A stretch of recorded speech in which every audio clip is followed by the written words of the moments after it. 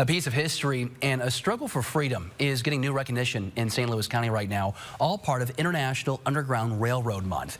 The General Daniel Bissell House, now designated as part of the National Park Service's Underground Railroad Network to Freedom. The Bissell House is in North St. Louis County, if you didn't know, on Bell Fountain Road. This is near Chambers Road. The house was built in the 1820s, which was home to the Bissell family and later his descendants. Back then, it was known as the Franklinville Farm.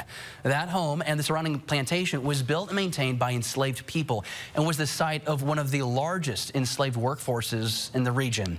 The building is being recognized because of the number of people who fled slavery. They're seeking freedom by the way of the Underground Railroad. That history uncovered by a team from the County Parks Department and students at Washington University working to learn more about the struggles and triumphs of those who lived and worked at the Bissell Plantation. The team found advertisements placed by the Bissell family offering rewards for the capture of those who had fled. The county says it is committed to ensuring the stories of those who fled to freedom are shared with future generations.